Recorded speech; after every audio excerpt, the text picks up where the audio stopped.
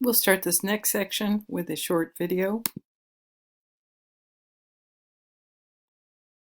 Oxygen moves down its concentration gradient from the alveolar airspace across the respiratory membrane and into pulmonary capillaries. The carbon dioxide content of the atmospheric air is relatively low. Because our cells make carbon dioxide, the partial pressure of carbon dioxide in the blood arriving from the systemic circuit is higher than it is in the inspired alveolar air. Therefore, carbon dioxide moves from blood across the respiratory membrane and into the alveolar airspace. The exchange of gases between the body's interstitial fluid and the external environment is called external respiration.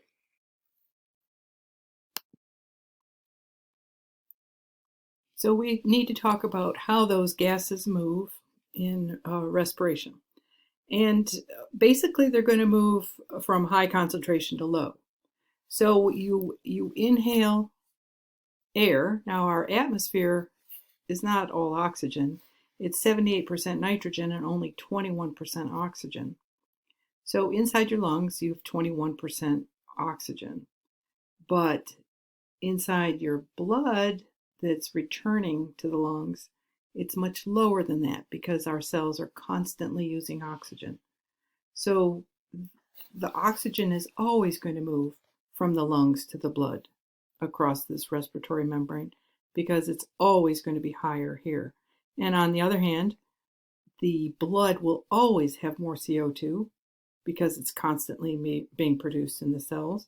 And so CO2 will always diffuse back into the alveoli.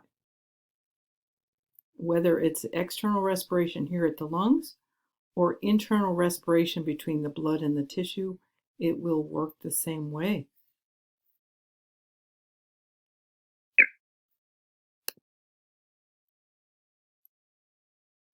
Carbon dioxide is moving. So here's external respiration. Here we are at the lungs, the respiratory membrane. Carbon dioxide is going to move where there's more CO2 to where there's less CO2. And oxygen tends to flow from the alveoli into the capillary. Carbon dioxide flows from the capillary to the alveoli, always.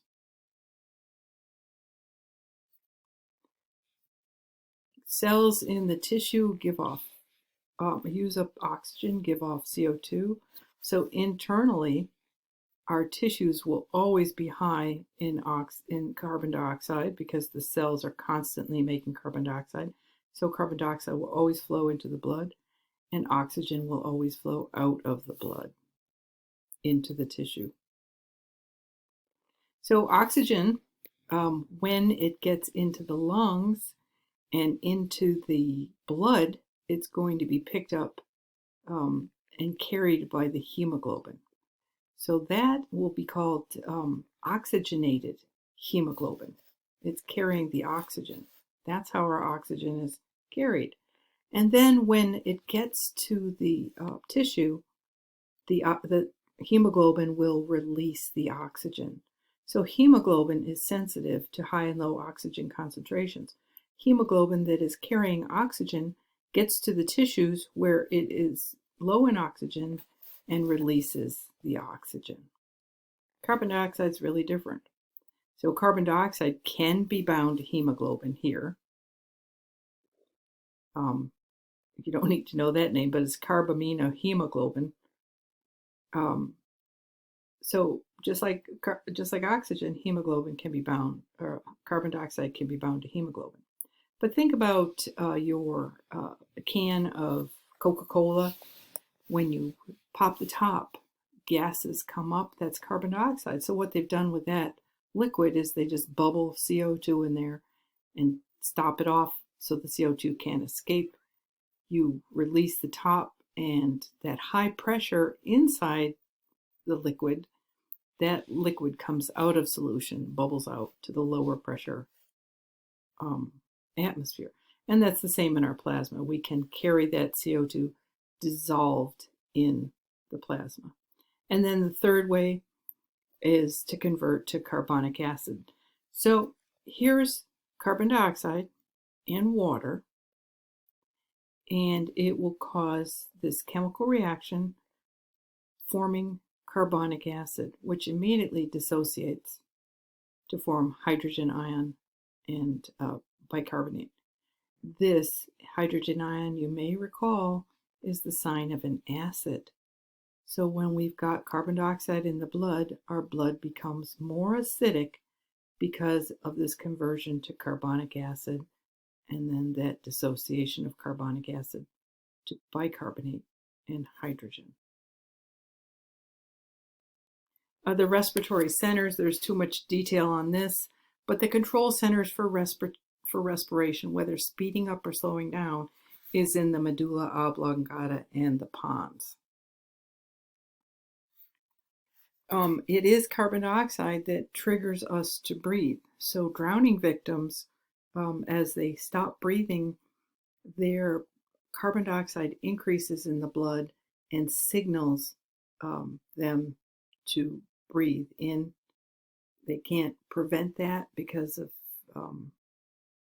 it's just the way our body works, that signal for very high carbon dioxide. And so they often almost always have water in their lungs. So if you have increased carbon dioxide, it's called hypercapnia, and this is caused by breathing at a low rate. And this is going to stimulate the chemoreceptors to make you breathe faster. If you have a low CO2, and that's caused by hyperventilation, the body decreases the respiratory rate. So what I used to do, I used to scuba dive, and you would practice hyperventilating. And if you did it a certain way and hyperventilated, you could hold your breath for 2 minutes underwater. Because what it's doing is decreasing the amount of carbon dioxide in the blood, hypocapnia, and suppressing that need to breathe.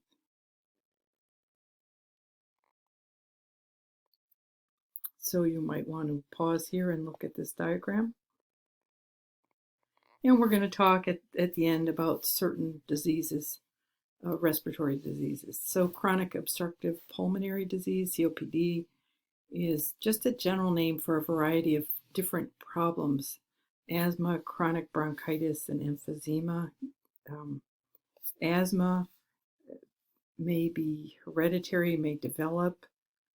It is an extreme sensitivity to irritation that will decrease or bronchoconstrict the airway. And there may be increased mucus production and inflammation, and a variety of things can trigger this: allergies, stress, exercise, toxins. Chronic bronchitis, chronic means long-term, and bronchitis is inflammation and swelling of the bronchial lining. So there can be overproduction of mucus. Smoking is often the cause of this. It can lead to chronic bacterial infections in the lungs, and this may lead to heart failure. And heart failure in this case can cause a swelling, which is called edema. The low oxygen levels makes the skin look fairly bluish, and so a person with this may be called a blue bloater. On the other hand, with emphysema, these people tend to,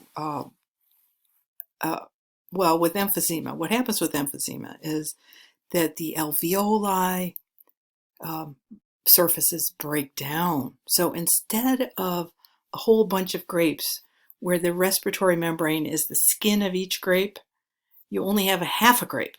So there's much less respiratory surface. And this causes shortness of breath. But this can result in just, breathing, heavy breathing, and a pink color, and this is called a pink puffer. And lung cancer is about 12% of new cancer cases in both men and women. 50% die within a year of diagnosis, and 85 to 90% of cases are a direct result of cigarette smoking, including secondhand smoke.